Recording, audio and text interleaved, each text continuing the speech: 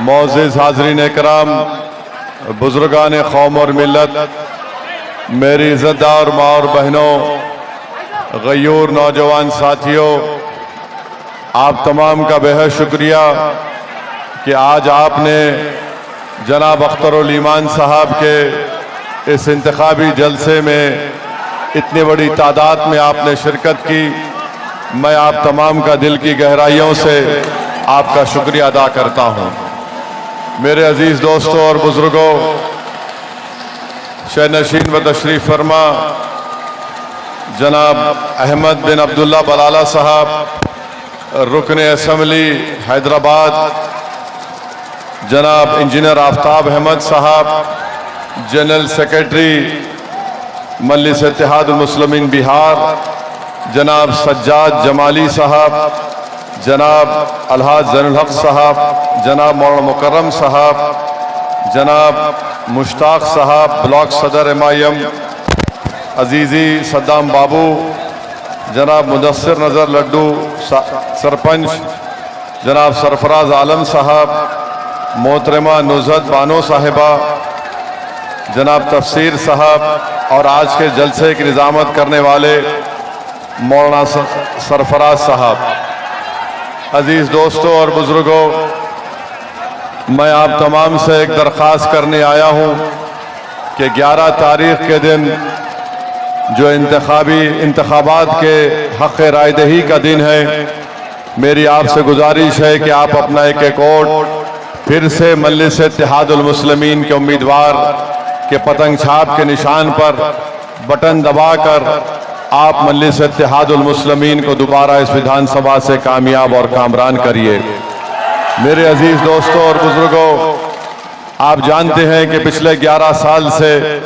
मजलिस इत्तेहादुल मुस्लिमीन ने सीमांचल की लड़ाई लड़ रही है और हमारा मानना यह है कि सीमांचल में जब तक सीमांचल की आवाज़ कामयाब होकर पटना की विधानसभा में नहीं जाएगी, हम अपने तकालीफ को और इस नाइंसाफ़ी के दौर को ख़त्म नहीं कर सकते। आप जानते हैं कि सीमांचल ना सिर्फ बिहार का बल्कि पूरे भारत का सबसे पसमानदा इलाका है। यहाँ पर नौजवानों का मुक़द्दर पलायन बन के रह गया, यहाँ के मासूम बच्चों को स्कूल दस्तयाब नहीं है, यहाँ पर हमारी बेटियों के लिए तालीम मुकम्मल करने के लिए डिग्री कॉलेज का कोई मौसर इंतज़ाम नहीं है। ये ऐसे मसाइल हैं कि सैलाब आता है, ज़मीनें कट जाती हैं, फसलों को नुकसान होता है। तो इस सब चीज़ के लिए हमारी आपसे फिर से दरख्वास्त है कि मजलिस इत्तेहादुल मुस्लिमीन को आप अपना वोट देकर कामयाब करिए। यकीनन इस विधानसभा में अख्तरुल ईमान साहब की क़यादत में 5 साल का जो एक मुख्तसर सा वक्फा उनको मिला, अख्तरुल ईमान साहब ने बहुत से काम करवाए। 800 करोड़ के तरक्याती काम जनाब अख्तरुल ईमान साहब ने यहाँ पर करवाए हैं। मुखालिफीन मजलिस इत्तेहादुल मुस्लिमीन ये बहुत बड़े दावे करते हैं,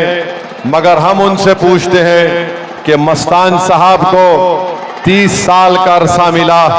उस 30 साल के अरसे में मस्तान साहब ने क्या काम करवाया वो ज़रा हमको बता दें। उनके पास 30 साल का रिकॉर्ड नहीं है काम करवाने का। अख्तरुल ईमान के पास जो 5 साल उन्होंने काम करवाया उसका रिकॉर्ड अख्तरुल ईमान ने आपके सामने रख दिया। यकीनन बहुत से काम अभी होना बाकी है और इंशाअल्लाह ताला वो तमाम काम मजलिस इत्तेहादुल मुस्लिमीन की क़यादत में करवाए जाएंगे। मैं आपसे वादा कर रहा हूँ कि इंशाअल्लाह ताला यहाँ पर बैसा और अमूर ब्लॉक में मजलिस इत्तेहादुल मुस्लिमीन का एक दफ्तर कायम किया जाएगा और हफ्ते में 2 दिन इंशाअल्लाह ताला अमूर ब्लॉक में अख्तरुल ईमान बैठेंगे और बैसा ब्लॉक में हफ्ते में 2 दिन अख्तरुल ईमान आकर बैठेंगे। मैं आपसे अपील कर रहा हूँ कि मजलिस इत्तेहादुल मुस्लिमीन को आप कामयाब और कामरान करिए।